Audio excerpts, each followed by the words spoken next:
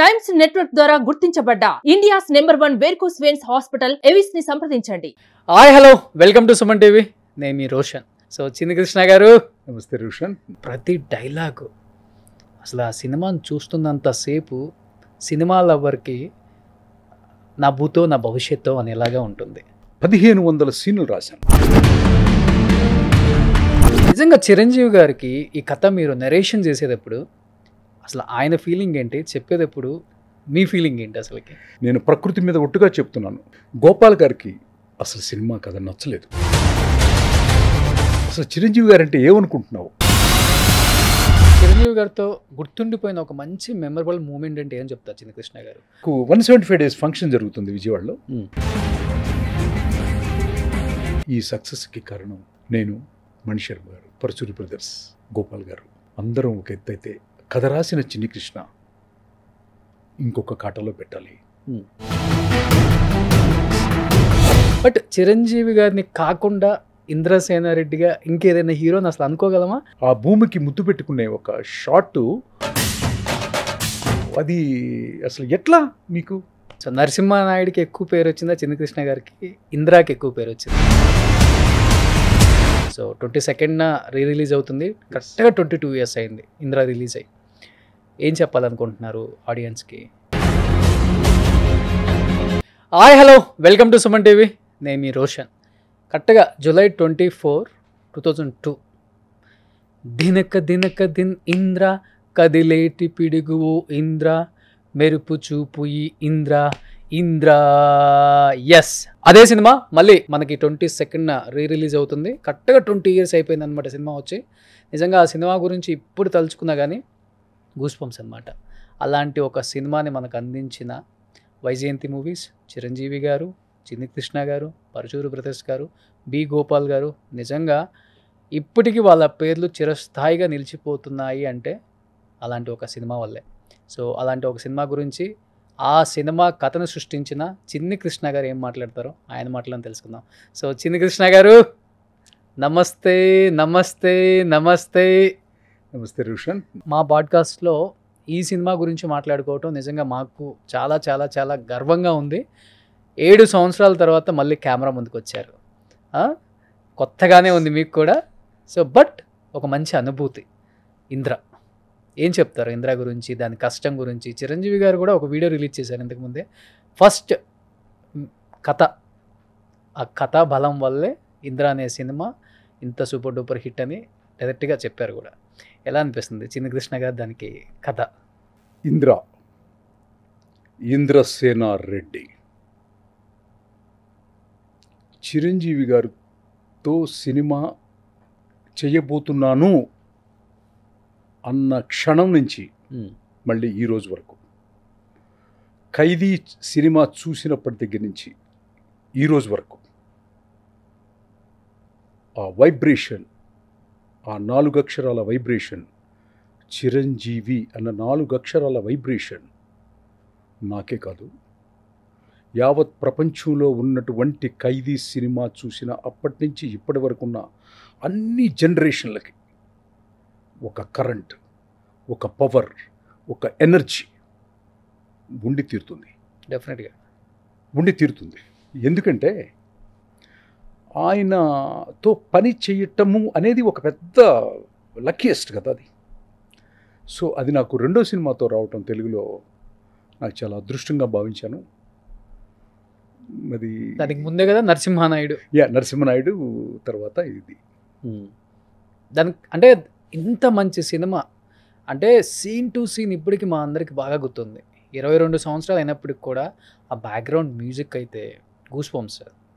దాంట్లో ఉన్న ప్రతి ప్రతి ప్రతి ప్రతి ప్రతి డైలాగు అసలు ఆ సినిమాని చూస్తున్నంతసేపు సినిమా లవర్కి నా భూతో నా భవిష్యత్తు అనేలాగా ఉంటుంది. దాని వెనక ఎంత కష్టపడి ఉంటారు మీరు. రైటింగ్ కావచ్చు, లేకపోతే లొకేషన్స్, అంటే ఆ ఫీల్ రావాలి కదా సినిమాకి. ఆ ఫీల్ రావాలంటే మీరు ఎంత కష్టపడి ఉంటారు అసలుకి? కష్టం అనేది మనం చెప్పం కానీ, కాయ కష్టము, శ్రమ కష్టం ఏమి ఉండదు. కానీ బ్రెయిన్లో ఒక ప్రాజెక్టు చేస్తున్నప్పుడు ఒక రచయితకి దట్టు ఒక చిరంజీవి గారి లాంటి ఒక ఒక పెద్ద విపరీతమైనటువంటి ఇమేజ్ ఉన్నటువంటి ఒక పర్సనాలిటీకి, దట్టు నా అభిమాన నటుడికి రాస్తున్నప్పుడు 1500 సీన్లు రాశాను. 1500 సీన్స్ ఐ రోట్. దాంట్లో ఒక 60-70 సీన్సే మీరు సినిమాలో చూశారనమాట. సో అది రాస్తున్నప్పుడు నేను దాదాపు కొన్ని నెలలు ఆ కాశీ విశ్వనాథుడి, కాశీలో అక్కడే ఉన్నారా? అక్కడే ఉన్నాను. నిత్యం ఆ గంగానదిలో స్నానం చేసి నీళ్లు తీసుకుని వెళ్ళి ఆ కాశీ విశ్వనాథుడికి అభిషేకం చేసి కూర్చొని తెల్లవారుజామున వచ్చి కూర్చొని రాసేవాడిని. సో ప్రతి అక్షరం నాకు తెలిసిన ఇప్పుడు అంటే అప్పుడు నా ఏజ్ 29 years, 29 సంవత్సరాల వయసులో నేను ఇంద్ర రాశాను. ఇప్పుడు నాకేమర్థం అవుతుందంటే ఇప్పుడు అది నేను రాయలేదనేది నాకు ఇప్పుడు తెలిసిపోయింది. ఆ కాశీ విశ్వనాథుడు, ఆ గంగమ్మ తల్లే రాయించారు తప్ప దానికి మొత్తం సర్వస్వం ఆయనే. ఆ సక్సెస్కి, ఆ కథకి, ఆ స్క్రీన్ ప్లేకి మొత్తం ఇటు సైడ్ ఉన్నటువంటి పేపర్ వర్క్ మొత్తానికి కూడా ఆ కాశీ విశ్వనాథుడే అని నేను హోల్ హార్టెడ్గా చెప్తున్నాను. అంటే మనం సినిమా చూస్తున్నంతసేపు కనురెప్ప కూడా ముయ్యలేం అన్నమాట. అంత ఇంట్రెస్టింగ్గా ఉంటుంది ప్రతి డైలాగు, ప్రతి సీన్ కూడా. నిజంగా చిరంజీవి గారికి ఈ కథ మీరు నరేషన్ చేసేటప్పుడు అసలు ఆయన ఫీలింగ్ ఏంటి, చెప్పేటప్పుడు మీ ఫీలింగ్ ఏంటి అసలుకి? నాకు అక్కడ ఒక చిన్న డ్రామా జరిగింది. ఆ డ్రామా మీకు చెప్పాలా వద్దో నాకు తెలీదు, బట్ అది కొంచెం చిన్న స్టోరీ. అది కథ కంప్లీట్ అయిపోయి వచ్చిన తర్వాత కథ నేరేషన్ చేశాను. బి గోపాల్ గారి ఇంట్లో కథ చెప్పాను. ఫస్ట్ గోపాల్ గారికి, అశ్విని దత్ గారికి చెప్పాను. గోపాలకృష్ణ గారికి ఆల్రెడీ తెలుసు ఆ కథ పుట్టిన దగ్గర నుంచి దాని నడకంతా తెలుసు. ఏ స్టేజ్లో ఎలా వెళ్తుందనేది తెలుసు ఆయనకి. సో అక్కడ నేరేట్ చేశాను. నేరేట్ చేసినప్పుడు గోపాల్ గారికి అసలు సినిమా కథ నచ్చలేదు. అట్లాగే దత్తు గారికి కూడా ఏంటమ్మా ఇది, బీహార్లో వరదలు, సెకండ్ హాఫ్లో అంతా డ్రాట్గా ఉంది, ఎడారి, పంటలు పండట్లేదు. చిరంజీవి గారంటే ఒక ఫారెన్ నుంచి శ్రీదేవి రావాలా స్క్రిప్ట్లోకి, ఇంకొక చోట నుంచి ఇంకొకటి రావాలా, అసలు చిరంజీవి గారంటే ఏమనుకుంటున్నావు అని వాళ్ళిద్దరికీ నచ్చలేదు. బట్ వాళ్ళు చాలా ఎక్స్పీరియన్స్ నాకంటే. నేను అసలు నా సెకండ్ ఫిల్ము వాళ్ళకి నచ్చలేదు. మేబీ నమ్మకపోయి ఉండొచ్చు, సెకండ్ ఫిలిం కదా, కొత్త మీరు. వాళ్ళకి నచ్చలేదు అన్నది నగ్న సత్యం. దాంట్లో ఇక ఎట్లాంటి అబద్ధము లేదు. నేను ప్రకృతి మీద ఒట్టుగా చెప్తున్నాను. దర్శకుడు బి గోపాల్ గారికి, సినిమా తీసిన నిర్మాత అశ్విని దత్ గారికి ఈ కథ 100% నచ్చలేదు. నేను ఇంకా బయలుదేరి, అప్పట్లో చెన్నైలో ఉండేవాడిని, చెన్నై బయలుదేరి స్టేషన్కి వెళ్ళిపోయారా? వెళ్ళిపోతున్నాను అనమాట. నేను నా అసిస్టెంట్ అందరం కలిసి వెళ్ళిపోతున్నాం. తెల్లారి పొద్దున్నే ఒక 10:30కి చిరంజీవి గారికి కథ చెప్పాలనేది ఆల్రెడీ అపాయింట్మెంట్ ఫిక్స్ అయిందనమాట. సో నాకు వీళ్ళకి నచ్చలేదు కదా, తీసే వాళ్ళకి నచ్చలేదు. సార్ కూడా నచ్చుదో అని నాకేంటి ఆయన కలవకుండా వెళ్ళిపోతున్నాను ఫీలింగ్ ఉంది. కానీ వెళ్ళిపోతుంటే నా జీవితానికి చాలాసార్లు మలుపు తిప్పినటువంటి పరచూరి గోపాలకృష్ణ గారు నా దగ్గరికి వచ్చి, చిన్ని కృష్ణ వెళ్ళమాకయ్య, చిరంజీవి గారికి రేపు పొద్దున 10:30కి కథ చెప్తామని టైం ఫిక్స్ చేస్తుంది. ఆ టైంలో నువ్వు కథ చెప్పు, నచ్చలేదనుకో అప్పుడు వెళ్ళిపో, బాగుండదు. మేము కూడా ఆయనతో పనిచేసి 10 సంవత్సరాలు అవుతుంది అప్పటికి ఇంద్ర అప్పటికి ఆ గ్యాప్ వాళ్ళకి. సో ఖచ్చితంగా అని చెప్పని చాలాసేపు రిక్వెస్ట్ చేశారు. వద్దు సార్, నచ్చలేదు సార్, నచ్చకపోతే ఎట్లా సార్, నాకు బాగుండదు కదా సార్, నేను ఏదో చేయలేకపోయానేమో, నేను మిస్ అయ్యానేమో అని నేను చాలా ఫీల్ అయ్యి బాధపడ్డాను అనమాట. బాధపడుతుంటే చెప్పకుండా ఎట్లా ఎడతాడు, రేపు పొద్దున అపాయింట్మెంట్ తీసుకుంటేనే మళ్ళీ దత్తుగారు ఎట్లా మాట్లాడతారో మనందరికీ తెలుసు. ఒక అన్నయ్యలాగా ఫీల్ అవడమే తప్ప మేమేం బాధపడవు. ఆయన ఏమన్నా కూడా ఇష్టం అనమాట ఆయన అంటే. సో తర్వాత ఏమైందంటే నేను కన్విన్స్ అయ్యాను రేపు పొద్దున్న 10:30కి చెప్పడానికి. బట్ గోపాలకృష్ణ గారి ఇంట్లోనే నన్ను పెట్టుకొని తెల్లారి పొద్దున్నే నా కారులోనే, ఆయన కారులోనే తీసుకెళ్తానంటే ఆయన కారులోనే నేను చిరంజీవి గారి ఇంటికి వెళ్ళాను. ఇదే ఇక్కడ దగ్గరలో ఎక్కడో ఉంది, ఫిలిం నగర్లో. ఫస్ట్ టైం చిరంజీవి గారిని కలవటం అనమాట. సో ఆ సినిమాలో ఎంట్రీ ఇందిరాగాంధీ ఉంటుంది, అలానే వచ్చారా? వెళ్ళాను, వచ్చారు సారు, కూర్చున్నారు. 10:30కి కూర్చున్నారు. నేను కథ చెప్పడం స్టార్ట్ చేశాను. నేనున్నానే నాయనమ్మ, ఈ చైర్లో కూర్చోడానికి ఎవడున్నాడు అంటే నేనున్నానే నాయనమ్మ అని ఒక చైల్డ్ ఆర్టిస్ట్ సీన్ చెప్పాను. అదే ఆ ఫ్లోలో అక్కడ దాకా వచ్చిందనమాట. అప్పటిదాకా రిలాక్స్గా వింటున్న చిరంజీవి గారు ఒక్కసారి ముందుకొచ్చారు. ముందుకొచ్చి గోపాలకృష్ణ గారు ఏమన్నారంటే, చిరంజీవి గారు మీరంటే చాలా అభిమానం, ఆ అబ్బాయి ఇలా కథ చెప్పడు, బాసా పట్లేసుకుని చక్కగా మఠం వేసుకొని కథ చెప్తాడు, ఇది ఎవరు పర్మిషన్ అన్నాడు. ఇవి పర్లేదండి అన్నాడు. నేను ఆ చైర్లోనే, మనం చిన్నప్పుడు కింద కూర్చుంటాం కదా, నాకు కింద కూర్చోవడం అలవాటు, మా ఇంట్లో కూడా ఇప్పుడు కూడా కిందే కూర్చుంటాను. నేను కూర్చొని కథ చెప్పడం స్టార్ట్ చేశాను. కథ చెప్పడం మొత్తం అయిపోయింది, ఇంటర్వెల్ అయిపోయింది, క్లైమాక్స్ అయిపోయింది, మొత్తం అయిపోయింది. అయిపోయిన తర్వాత చిరంజీవి గారు లేచారు. లెగిచి దత్తు గారు ఎక్కడున్నారు అన్నారు. బయటే ఉన్నారు, ఆయన వెయిట్ చేస్తున్నారు. ఏంటి చిరంజీవి గారు కూడా నచ్చదు, ఇక నేను ప్యాకప్ అని నేను అనుకుంటున్నాను, మెంటల్గా ఫిక్స్ అయిపోయాను వెళ్ళటానికి. సో గోపాల్ గారు కూడా ఉన్నారు బయట. దత్తు గారు ఇక్కడ, గోపాల్ గారు ఇక్కడ అంటే బయట ఉన్నారు. లోపలికి వచ్చారు. ఓకే. దత్తు గారు, ఈ సినిమా కథ థియేటర్స్ కాదు, డిస్ట్రిబ్యూటర్స్ కాదు, సైకిల్ స్టాండ్ వాడికి కూడా కొన్ని వేల రూపాయలు సంపాదించపెట్టే కథ అని నన్ను దగ్గరకు తీసుకొని నాకు ఇక్కడ ఆయన ముద్దు పెట్టారు. నా ఒళ్ళు ఒకసారి ఇప్పుడు కూడా వైబ్రేట్ అవుతున్నాను. ఎందుకంటే చిన్నప్పటి నుంచి ఆయన అంటే ఇష్టం కదా. ఆయన నన్ను తాకటం, నా కథ పూర్తిగా 2.5 గంటలు నేరేషన్ వినటం, ఈ మాట చెప్పటం, అసలు ఆ క్షణాలు నేను నా జీవితంలో నేను మర్చిపోలేను. సో ఒక కథని ఎస్టిమేట్ చేయటానికి నచ్చని గోపాల్ గారికి, నచ్చని దత్తు గారికి, పాపం వాళ్ళకి నచ్చచ్చు నచ్చకపోవచ్చు, అది వేరే సబ్జెక్టు. అక్కడ అన్నీ నచ్చాలని లేదు. నేను గొప్ప కథ రాశానని నేను ఇప్పటికి కూడా ఫీల్ గాను. సో ఒక మెగాస్టార్ ఎందుకు మెగాస్టార్ అయ్యాడు? ఈ భారతదేశంలో అప్పుడు మమ్ముటి గారు కానీ, అప్పుడున్నటువంటి డాన్సర్స్ కానీ, అప్పుడున్నటువంటి పెద్ద పెద్ద నార్త్లో హీరోలు కానీ, వీళ్ళు కానీ అందరూ కలిపి తనని నాట్యం చేస్తే ఈయన చేయాలి, ఫైట్ చేస్తే జాకీ చాన్ లాగా ఉంటుంది, డ్యాన్స్ చేస్తే ఇలా ఉంటుందని మనం అందరం, ఆయన ఎందుకు, ఆయన యొక్క ప్లేస్, ఆయన యొక్క స్థానం ఉందంటే ద జడ్జిమెంట్. ప్రతి అక్షరాన్ని ఆయన తూకమేయగలడు, ప్రతి వాక్యాన్ని ఆయన కొలవగలడు. ఈ యొక్క ఇంద్ర బరువెంతో రాసిన నాకు దాన్ని తీసుకొచ్చిన గోపాలకృష్ణ గారికి, యాక్సెప్ట్ చేసినటువంటి చిరంజీవి గారికి నేను నిజంగా హ్యాట్స్ ఆఫ్ టు అన్నయ్య, hats off to you. So but అప్పుడు కమర్షియల్ సినిమాకి పర్ఫెక్ట్ డెఫినేషన్ అంటే Indra. Yes, all time record, రికార్డులు మోత మోగిచ్చేసింది. అది బాక్స్ ఆఫీస్ బద్దలు కొట్టేశారు ఒక్క దెబ్బతో.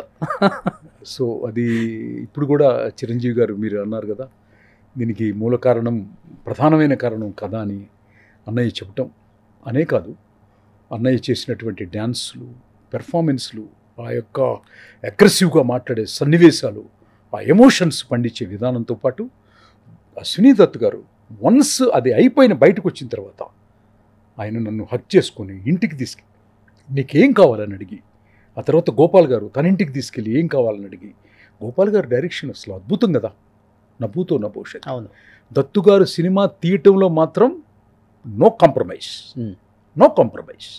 Such a very big producer, very great producer. దాంతోపాటు లారెన్స్ గారు కంపోజ్ చేసినటువంటి స్టెప్స్, వీణ స్టెప్ అనేది ఉండేది ఇప్పటికీ. తర్వాత మణిశర్మ గారి యొక్క బొమ్మం బోలే సాంగ్ నాకు ఇష్టం. సో బొమ్మం బోలే సాంగ్, సీతారాం శాస్త్రి గారు లిరిసిస్ట్. తర్వాత మణిశర్మ ఆర్ఆర్ ఇప్పటికి కూడా చాలా ఎక్స్ట్రాడినరీగా ఉంటుందన్నమాట. సో అందరూ ఒకళ్ళేంటి, ఆర్ట్ డైరెక్టరు అశోక్ గారు, అన్నీ స్వామి గారు, డిఓపి, అందరూ అనమాట, అందరూ సమిష్టి కృషి. అది తప్ప మళ్ళీ మళ్ళీ చెప్తున్నాను రోషన్, ఈ కథ రాసింది మాత్రం, రాయించింది మాత్రం కాశీ విశ్వనాథుడు. దాంట్లో మాత్రం నా పెన్నులో ఇంకు వేయలేదు, గంగాజలం పూసి మాత్రం రాశాను.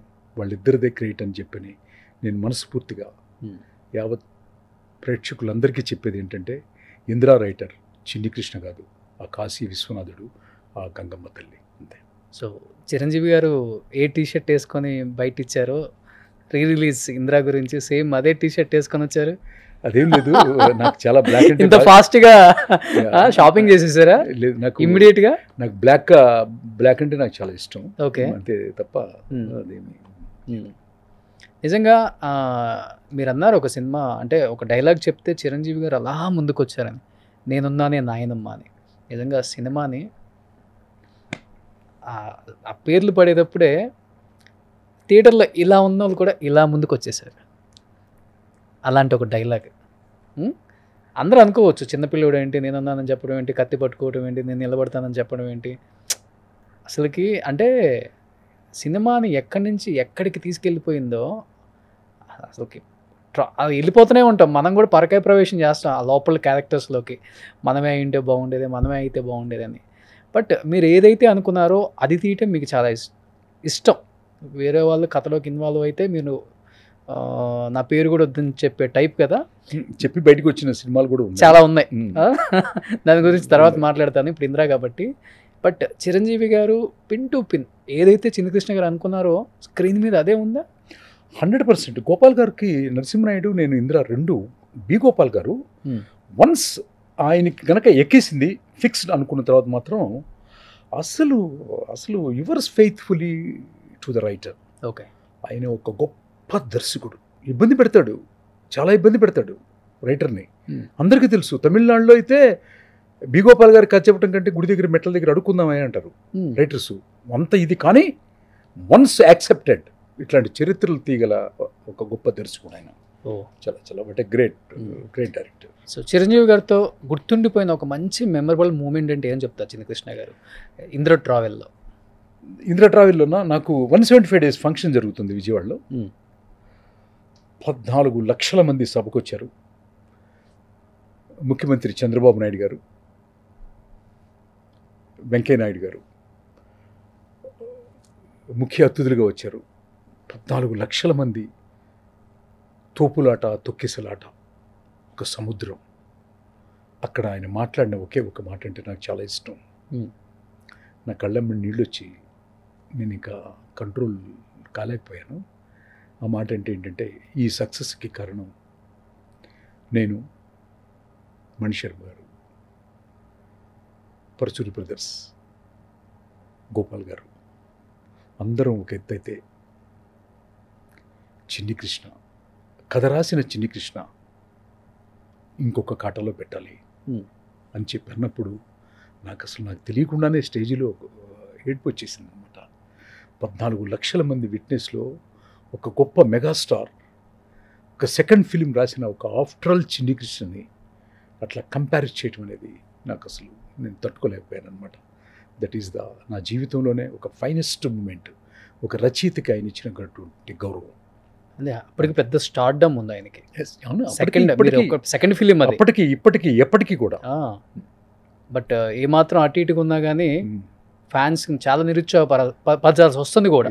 బట్ అయినప్పటికీ మీకు అవకాశం ఇచ్చారు, అది అంతే కదా, గ్రేట్ అది. బట్ చిరంజీవి గారిని కాకుండా ఇంద్రసేనారెడ్డిగా ఇంకేదైనా హీరోని అసలు అనుకోగలమా? అనుకున్నారేమన్నా? ఒకవేళ ఇన్ కేస్ మీరు అన్నారు ఒక మాట, గోపాల్ గారు, అశ్విని దత్ గారు ఇదేం కథ అయ్యా అని చెప్పేసి మిమ్మల్ని అన్నవాళ్ళు, ఒక మీకు మైండ్లో ఇంకోటి ఉంటుంది కదా, సెకండ్ థాట్ ఉండదు. ఈ సినిమా ఇప్పుడు కాకపోతే నెక్స్ట్ ఇంకొక హీరో అనుకుంటాం కదా. అసలు లేదు, అసలు రూల్డ్ అవుట్ లేదు, అసలు కుదరదు. అసలు ఆ ఇమేజ్ వేరు కదా, ఆ ఇమేజ్ వేరు. ఆయన మళ్ళీ తిరిగి రాయలసీమ వస్తున్నప్పుడు ఆ భూమికి ముద్దు పెట్టుకునే ఒక షాట్, అది అసలు ఎట్లా మీకు నో, అంతే. ఆయన తీయకపోయినా కానీ ఇప్పటికీ నో, అంతే. ఇన్ కేసు అప్పుడు తీయకపోయి ఉంటే స్క్రిప్ట్ అలానే ఉంచుకునేవాళ్ళు, అంతే కదా. చాలా దగ్గర ఆల్రెడీ ఉన్నాయి కదా, ఇప్పుడు ఆయన కోసం రాసినవి ఉండుంటాయి కదా. అలానే స్నేహలత రెడ్డి అనే ఒక క్యారెక్టర్, ఆత్య అగర్వాల్, అమ్మాయికి అస్సలు తెలుగు రాదు అప్పటికే. అయినా కానీ ఆ క్యారెక్టర్లో ఆ అమ్మాయి జీవించేసింది. ఆ వచ్చే స్టైలు, అన్నాడక ఆ డైలాగ్ చెప్పే స్టైలు, విజిల్స్ వేసే స్టైల్ కానీ ఇవంతా కూడా పక్కా రాయలసీమలో మంచి అంటే పవర్ఫుల్ ఒక లేడీ ఎలా చేస్తారు అలా చేసింది. దీనికి అంతా ఎలా అసలుకి ఆ అమ్మాయిని ఎవరు అనుకున్నారు అసలు? అది మొత్తం credit goes to be Gopal గారు. గోపాల్ గారు డైరెక్టర్ ఎట్లా దాన్ని అంతా చేయాలి, ఏ షాట్లు పెట్టాలి ఏంటి అనేది మొత్తం అయిందే కదా. నేను ఓన్లీ పేపర్ మీద రాస్తాను తప్ప మొత్తం అయింది మొత్తం. ఇంకొకటి ఆ సినిమాలో ధర్మవరం సుబ్రహ్మణ్యం గారు వీళ్ళందరూ కామెడీ, ఇప్పటికీ ఆ కామెడీని తినాలి మాది రకరకాలుగా వాడతారు. ఎస్ అది నేను ట్రైన్లో వెళ్తున్నప్పుడు కాశీలో హైదరాబాద్ దాటిన తర్వాత 1 hourలో రాస్తాను ఆ ట్రాక్ మొత్తం. ఓకే, రికార్డ్ చేస్తాను. ఓవరాల్గా ఎంత టైం పట్టింది చిన్నకృష్ణ గారు మీకు ఈ సినిమా? నాకు ఒక 6 months పట్టింది. 6 months రాశారు. సో ఎందుకంటే మీరు హీరోని అనుకోని కథ రాయారు కదా. అంటే హీరోని అనుకోని కథ రాయాల్సిన పరిస్థితి కూడా ఏర్పడుతుంది కదా. దక్షిణ భారతదేశంలో హీరోని అనుకోని కూడా కథ చేయాలి, కానీ కథ ఆత్మతో చేయాలి. ఆత్మావిష్కరణతో కథని రాస్తే అది నరసింహనాయుడు లాగా ఇంద్రలాగా ఉంటుంది. అది రాయకపోతే ఎలా ఉంటుంది అనేది నేను చెప్పకూడదు, నాకు అనవసరమైన సబ్జెక్ట్. సో నరసింహనాయుడికి ఎక్కువ పేరు వచ్చిందా, చిన్నకృష్ణ గారికి ఇంద్రాకి ఎక్కువ పేరు వచ్చింది? అట్లా మనం బైఫ్రికేట్ చేయలేము, అట్లా మాట్లాడకూడదు. అది దాన్ని కలెక్షన్లో మాట్లాడతాయి కదా, మాట్లాడొచ్చు కానీ మనం మాట్లాడకూడదు. మనం మాట్లాడకూడదు. మీరు ప్రతి సినిమాని కలెక్షన్లతో సహా చెప్తారు కదా. నరసింహనాయుడు ఎంత కలెక్షన్లో వచ్చినాయి నాకంత గుర్తులేదు. ఇంద్రా కూడా నాకు గుర్తులేదు, నిజంగా నాకు గుర్తులేదంటే కలెక్షన్స్ నాకు గుర్తులేదు. అంటే 5 కోట్లు మీరే చెప్పారు కదా. రెవెన్యూ నాకు గుర్తులేదు, బట్ 20 రూపాయల టికెట్ అని మాత్రం తెలుసు. మరి ఇప్పుడు తెలియదు నాకు అసలు. అంతేనా? నాకంతా తెలియదు. నేను మాత్రం పేపర్ మీద அந்த ஆண்டவன் சொல்றான், இந்த சின்னி கிருஷ்ணன் எழுதுறான்னு, அந்த காசி விஸ்வநாத் சொல்றான், இந்த చిన్ని కృష్ణ எழுதியாச்சு, అవ్వదా. సో 22న రిలీజ్ అవుతుంది. కరెక్ట్గా 22 years అయింది ఇంద్రా రిలీజ్ అయ్యి. ఏం చెప్పాలనుకుంటున్నారు ఆడియన్స్కి? ఇది అప్పుడు రిలీజ్ అప్పుడు పుట్టిన ఒక బాయ్ ఆర్ గర్ల్ పిల్లలు ఎవరైతే ఉన్నారో వాళ్ళకి ఇప్పుడు 22 సంవత్సరాలు వచ్చి ఉంటాయి. ఒక్కసారి అన్నయ్య చిరంజీవి గారు యాక్ట్ చేసిన, కల్కి ప్రొడ్యూసర్ అశ్వినీ దత్ గారు అద్భుతంగా నిర్మించిన, బి గోపాల్ గారు సెన్సేషనల్ డైరెక్టర్ తీసిన, పరుచూరి గోపాలకృష్ణ గారు అద్భుతంగా మాటలు రాసిన, మణిశర్మ గారు అద్భుతంగా రైటర్, చిన్న రైటర్ సెకండ్ ఫిలిం రాసిన చిన్ని కృష్ణ సినిమాని ఒక్కసారి చూసి కామెంట్ చేయండి చాలు, ఇంకేమొద్దు. చాలా చాలా చాలా మీరేంటి అసలు చిన్ని రైటర్ అని చెప్పుకుంటున్నారు? అంతే కదా, తక్కువ సినిమాలు ఈ ప్రపంచంలో చేసింది నేను ఒక్కడనే, యావత్ ఎంటైర్ గ్లోబ్లోనే. Okay, yes. సో అందుకోసం చిన్నోడే కదా.